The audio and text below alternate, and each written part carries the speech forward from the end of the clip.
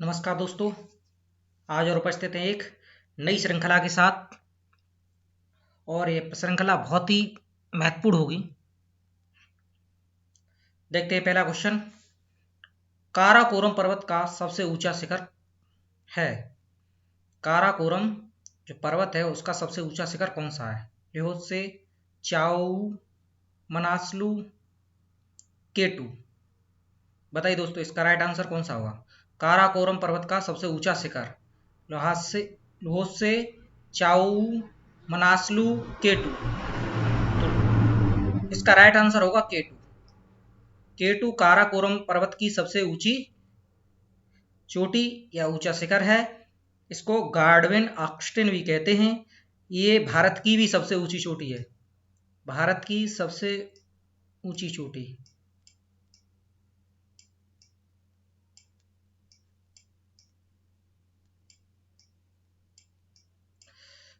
तो अगर क्वेश्चन पूछा जाए कि भारत की सबसे ऊंची चोटी है तो वो उसका भी आंसर केटू होगा, जिसको गार्डविन ऑक्स्टिन भी कहते हैं। इसकी ऊंचाई 8,611 मीटर है।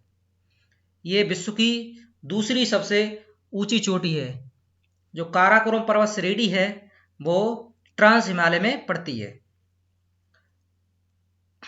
दूसरा क्वेश्चन देखते हैं। मसाले की कृषि के लिए उपयुक्त मृदा है। मसाले की कृषि के लिए कौन सी मृदा या मिट्टी है जो सर्वाधिक उपयुक्त होती है? लाल, पीली, काली या लेटेराइट। तो मसाले के लिए कौन सी मृदा सबसे उपयुक्त होती है? तो दोस्तों, मसाले के लिए सबसे उपयुक्त मृदा होती है वो लाल मिट्टी होती है। तीसरा क्वेश्चन। निम्नलिखित में से कौन सा एवं सुमेलित नहीं है? ओखा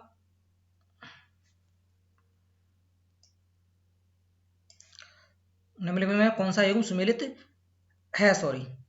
कौन सा एवं सुमेलित है?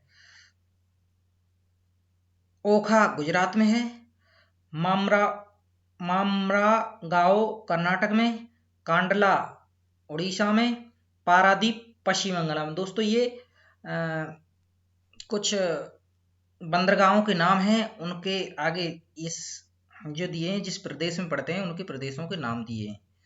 तो कौन से प्रदेश में तो निम्न में से कौन सा ऐसा विकल्प इसका जो होगा वो सही होगा? कौन सा एवं सुमेलित है, यानी कौन सा ऐसा है जो सही है? को ओखा गुजरात में पड़ता है, मामरगांव कर्नाटक में पड़ता है, कांडला उड़ीसा में पड़ता है, पारादीप पश्चिम बंगाल में पड़ता है। तो बताइए दोस्तों, इसका राइट आंसर कौन सा होगा?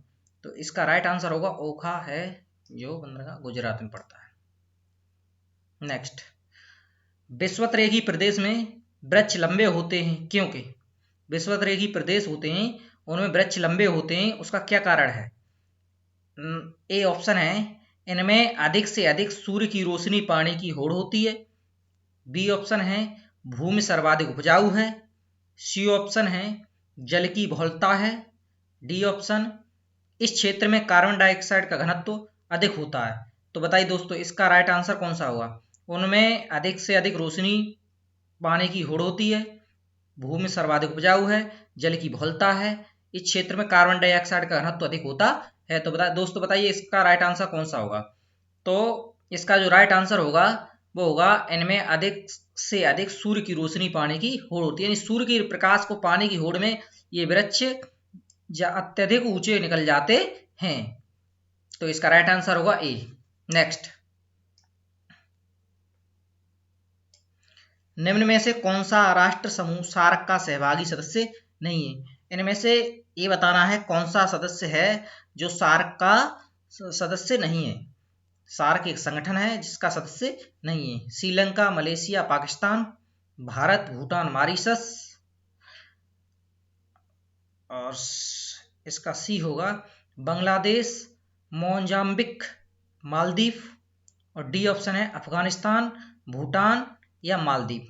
तो कौन सा ऐसा समूह है सार्क का सहभागी सदस्य है? निम्न में से कौन सा राष्ट्र समूह सार्क का सहभागी सदस्य है? बताइए दोस्तों, इसका राइट आंसर कौन सा होगा?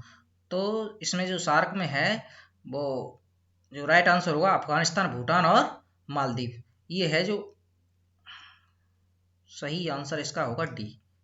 अफगानिस्तान, भूटान और मालदीव, ये तीनों ऐसे देश हैं जो सार्क के सदस्य हैं। नेक्स्ट,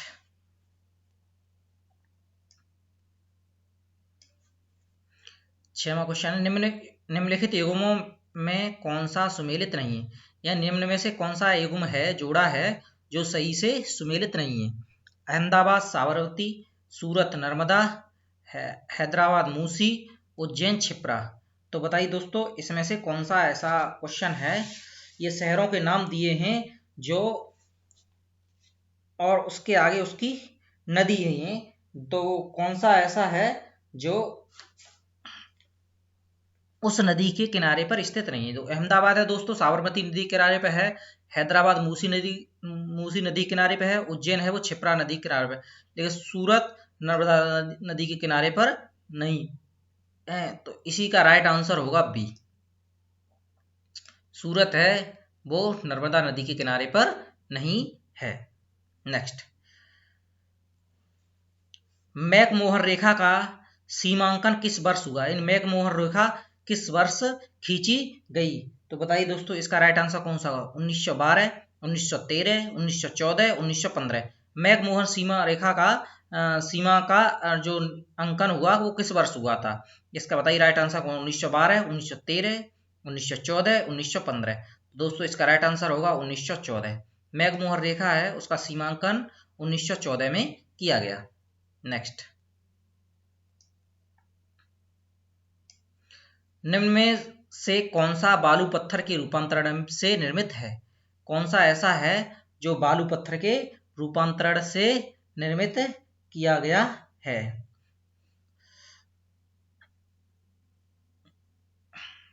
स्लेट, बी क्वार्टजाइट, सी संगमरमर, डी क्वार्टज। तो बताइए दोस्तों, इसका राइट आंसर कौन होगा? तो इसका राइट आंसर होगा बी, क्वार्टजाइट। नेक्स्ट, स्याल सीमा तथा निफे के रूप में भूगर्भ का विभाजन किया गया था। स्याल सीमा तथा निफे के रूप में भूगर्भ का विभाजन किया गया था। ए ऑप्शन है बैन डर ग्रेट द्वारा, बी डेली द्वारा, सी होम्स द्वारा, डी स्विस द्वारा। तो बताइए दोस्तों, इसका राइट आंसर कौन सा होगा?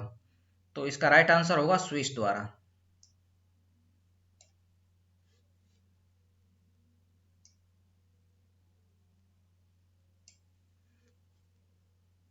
दसवां क्वेश्चन है, एजेंडा 21 को निम्नलिखित में से किस सम्मेलन में अंगीकार किया गया था?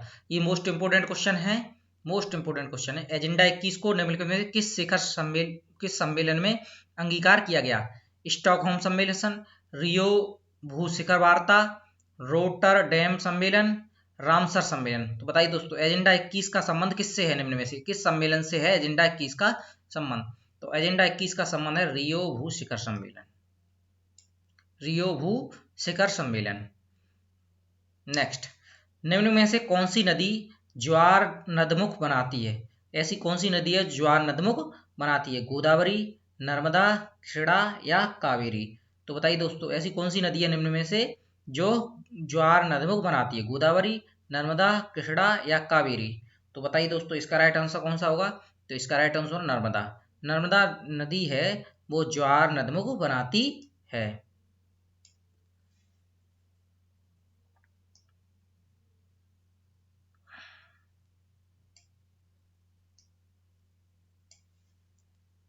बारहवां क्वेश्चन है, उत्तरी गोलार्ध में ध्रुवीय पवनों की दिशा होती है। उत्तरी गोलार्ध में जो ध्रुवीय पवनें होती हैं उनकी दिशा कौन सी होती है? दक्षिण पश्चिम से उत्तर पूर्व, उत्तर पश्चिम से दक्षिण पूर्व, या फिर दक्षिण पूर्व से उत्तर पश्चिम, या उत्तर पूर्व से दक्षिण पश्चिम। तो बताइए दोस्तों, उत्तरी गोलार्ध में ध्रुवीय पवनों की दिशा क्या होती है? बताइए इसका राइट आंसर कौन होगा? तो उत्तरी गोलार्ध में ध्रुवीय पवनों की जो दिशा होती है उत्तर पूर्व से दक्षिण पश्चिम की ओर होती है। तो इसका राइट आंसर होगा डी, उत्तर पूर्व से दक्षिण पश्चिम। नेक्स्ट, निम्न में से कौन बागवानी कृषि नहीं है? निम्न में से ऐसी कौन सी कृषि है जो बागवानी कृषि के अंतर्गत नहीं आती है? चाय की, कॉफी की, रबर लेटेक्स उत्पादन, या सोयाबीन की कृषि।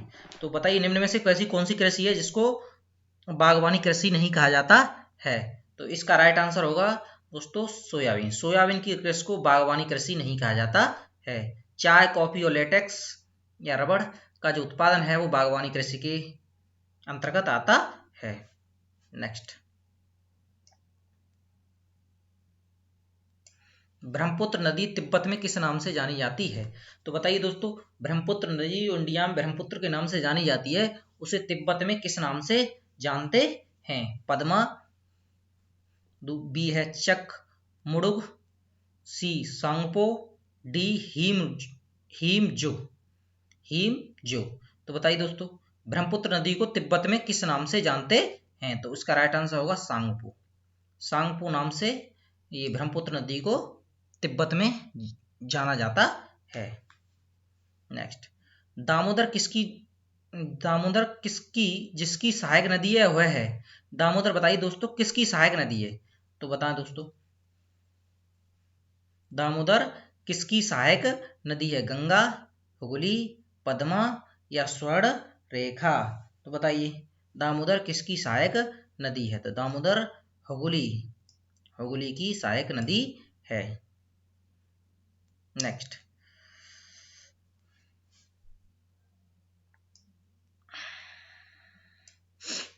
16वां क्वेश्चन है, सूची फर्स्ट और सूची सेकंड कूट दिए गए उनका मिलान करना है।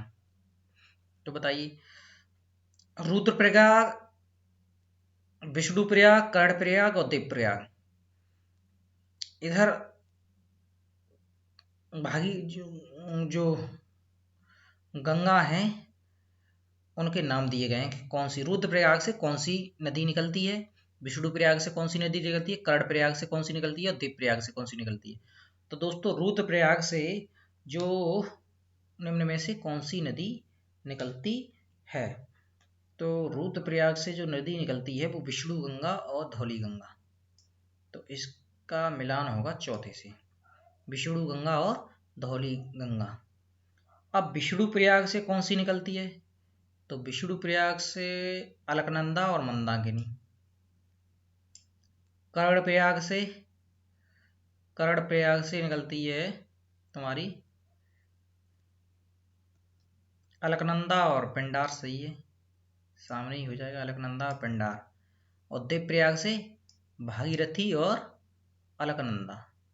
देवप्रयाग से भागीरथी और अलकनंदा। तो पूछा जाता है कि भागीरथी और अलकनंदा कहाँ से निकलती हैं? तो देवप्रयाग से। तो इसका कौन सा होगा? पहले का चौथा, दूसरे का दूसरा, तीसरे का तीसरा और चौथे का पहला। तो इसका राइट आंसर होगा डी। इसका राइट आंसर होगा डी। नेक्स्ट, भारत में खनिजों की दृष्टि से निर्धन क्षेत्र, ऐसा कौन सा क्षेत्र है भारत में जिसमें सबसे कम खनिज पाए जाते हैं? तो खनिजों की क्षेत्र से जो निर्धन क्षेत्र है वो कौन सा होगा? अरावली, थार का मरुस्थल, छोटा नागपुर या उत्तर का मैदान। तो बताइए खनिजों की दृष्टि से सबसे निर्धन क्षेत्र कौन सा है? तो वो है उत्तर का मैदान। उत्तर के मैदान में खनिज कम मात्रा में पाए जाते हैं। नेक्स्ट,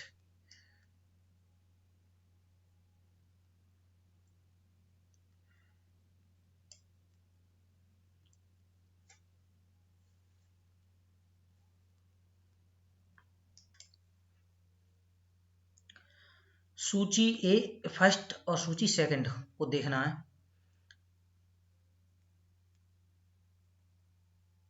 खनन क्षेत्र है एक तरफ खनिज है। तो मजालखंड, कुद्रेमुख, कोरबा और जादूगोड़ा। और इधर कोयला, तांबा, लोहा और यूरेनियम। तो इसमें बताना है कि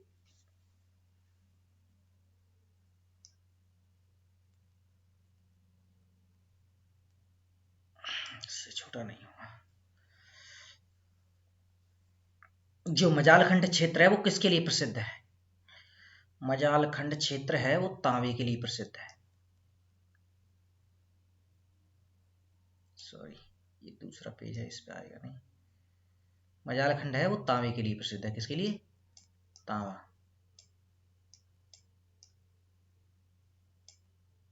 कह सकते हैं पहले का दूसरा। दूसरा है कुद्रेमुख। जो कुद्रेमुख है वो लोहे अयस्क के लिए है, लोह अयस्क। दूसरे का तीसरा कोरवा। कोरवा है वो कोयला के लिए। किसके लिए? कोयला।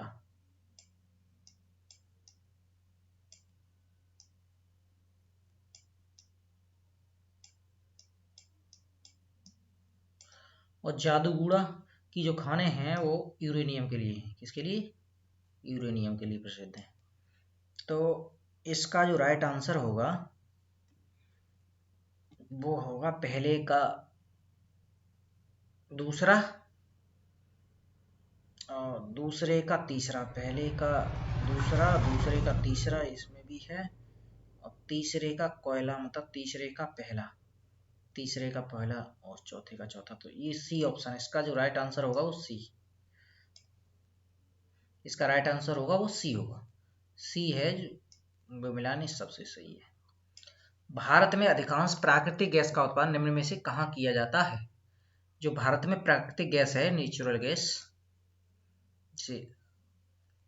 सीएनजी भी कहते हैं, को उसका उत्पादन कहाँ किया जाता है? भारत में सर्वाधिक प्राकृतिक गैस का उत्पादन कहाँ किया जाता है? तो बताइए दोस्तों इसका राइट आंसर कौन सा होगा? तो वो इसका राइट आंसर होगा गुजरात के तट पर। भारत में प्राकृतिक गैस का उत्पादन सर्वाधिक मात्रा में गुजरात के तट पर किया जाता है। बॉम्बे हाई किसके लिए प्रसिद्ध है? तो बॉम्बे हाई पेट्रोलियम के लिए प्रसिद्ध है, या खनिज तेल, पेट्रोलियम। निम्न में से दिए गए फसलों में कौन सा तिलहन फसल नहीं है? जिससे जो तिलहन की फसल है वो नहीं है। निम्न में से इन फसलों में से कौन सी ऐसी फसल है जो तिलहन की फसल नहीं है? तो देखो दोस्तों, मूंगफली तिलहन की फसल है, सरसों भी और सूरजमुखी भी। ये तो आसान क्वेश्चन है। तो दिए गए प्रश्नों में से ज्वार होगी वो तिलहन की फसल नहीं होगी। तो इसका राइट आंसर होगा ए, ज्वार है वो तिलहन की फसल नहीं है।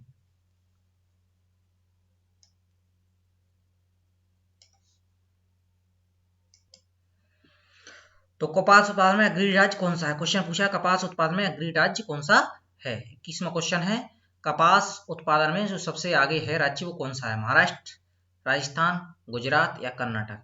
तो दोस्तों इसमें से राइट आंसर कौन सा होगा? कपास उत्पादन में अग्रणी राज्य कौन सा है? सर्वाधिक कपास का उत्पादन किस राज्य में किया जाता है? तो उसका जो राइट आंसर होगा वो होगा गुजरात। गुजरात में सर्वाधिक कपास का उत्पादन होता है।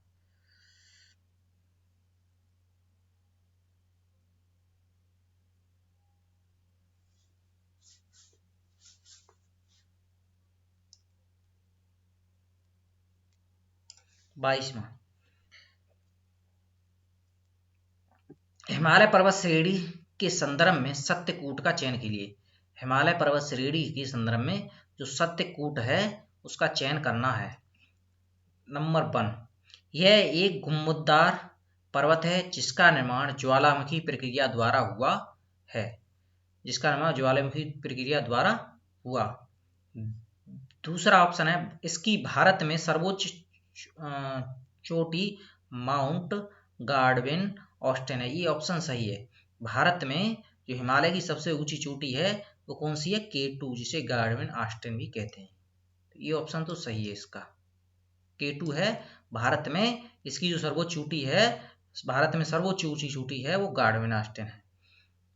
सी। तीसरा ऑप्शन है, ब्रह्मपुत्र एवं सिंधु नदी इसकी सीमाएं निर्धारित करती हैं। बताइए दोस्तों क्या ये सही होगा? चौथा देखते हैं, यह विश्व की सबसे लंबी पर्वत श्रृंखला है। ये विश्व की सबसे लंबी पर्वत श्रृंखला है। तो ये लंबी पर्वत श्रृंखला विश्व की नहीं है, ऊंची तो है। विश्व की सबसे ऊंची पर्वत श्रृंखला है लेकिन लंबी पर्वत श्रृंखला नहीं है। तो ये ऑप्शन तो इसका गलत है। तो इसका ऑप्शन एक तो दो से दूसरा सही है, चौथा गलत है। तो चौथा गलत है तो इसे एलिमिनेट करते हैं, ये हट जाएगा, ये वाला भी हट जाएगा चौथे वाले के हिसाब से। अब केवल चौथा ये तो हट ही गया। तो दोस्तों केवल इसमें हमें बच रहा है 2 और 3।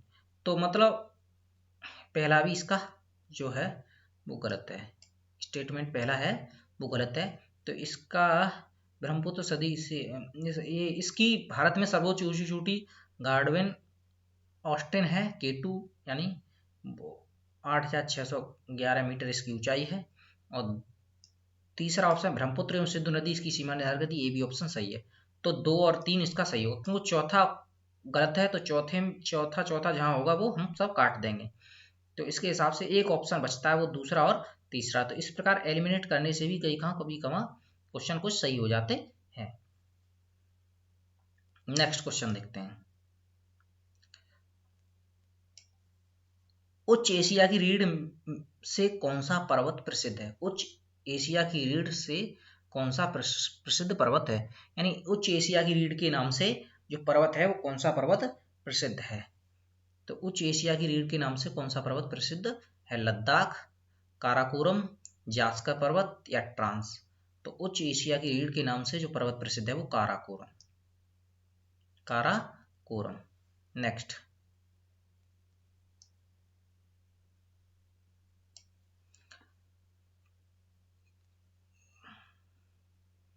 गंगा के मैदान में पूर्व से पश्चिम की ओर जाने पर वर्षा की मात्रा, ये क्वेश्चन कट गया, घटती है।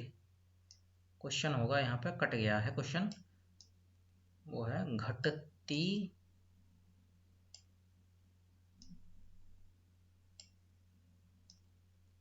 है, बताइए।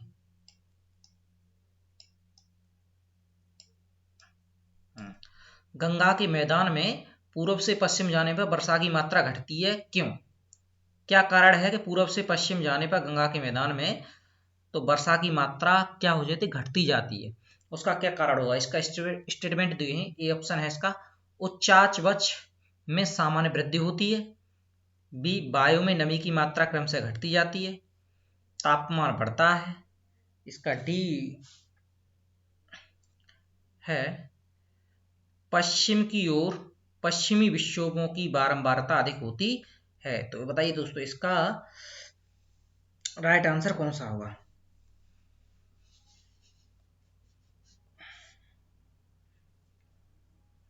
उच्चावच में सामान्य वृद्धि होती है, वायु में नमी की मात्रा क्रम से घटती जाती है। हाँ, तो मॉइस्चर, वायु में मॉइस्चर कम होता है, इसलिए वायु पूर्व से पश्चिम की ओर, गंगा के मैदान पूर्व से पश्चिम की ओर जाने पर वर्षा की मात्रा घटती है। मॉइस्चर वाला ही ये सही है। वायु में नमी की मात्रा क्रम से घटती जाती है और उससे वर्षा की मात्रा भी घटती जाती है।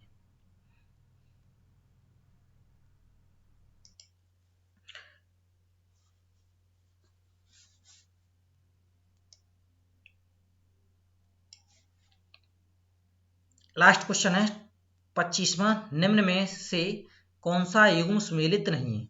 ऐसा कौन सा जोड़ा है जो सुमेलित नहीं है? आम्र वर्षा का संबंध उड़ीसा से है, आंधी का संबंध उत्तर प्रदेश से है, काल वैसाखी पश्चिम बंगाल में, लू उत्तर पश्चिमी भारत में। तो बताइए दोस्तों, इसमें से कौन सा ऐसा है जो सही सुमेलित नहीं है? लू है, उत्तर पश्चिमी भारत में चलती है, ये सही आंसर है हमारा। काल वैसाखी पश्चिमी बंगाल में होती है, ये सही है। और आंधी उत्तर प्रदेश में, आंधी का संबंध भी उत्तर प्रदेश से है, यानी आंधी के नाम से जाना जाता है इसे। और आम्र वर्षा का संबंध उड़ीसा से नहीं है दोस्तों, आम्र वर्षा का संबंध किससे नहीं है? उड़ीसा से। तो राइट आंसर होगा ए। तो आम्र वर्षा का जो संबंध है वो केरल से है, केरल और कर्नाटक से। केरल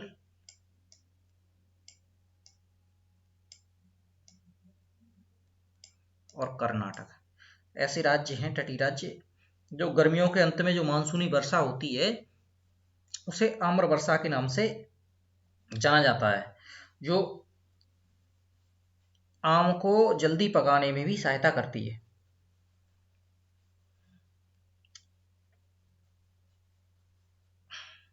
तो इसका राइट आंसर हुआ आम्र वर्षा का संबंध केरल या कर्नाटक से होता है, उड़ीसा से नहीं। तो गलत पूछा था, सही सुमेलित कौन सा नहीं है? ए ऑप्शन है। तो इस प्रकार से ये 25 महत्वपूर्ण क्वेश्चनों की श्रृंखला थी, और ये क्वेश्चन कभी ना कभी किसी परीक्षा में आए हुए हैं, और ये बहुत ही मोस्ट इंपोर्टेंट क्वेश्चनों की श्रृंखला थी। अब नेक्स्ट मिलते हैं अगले वीडियो के साथ, तब तक के लिए नमस्कार।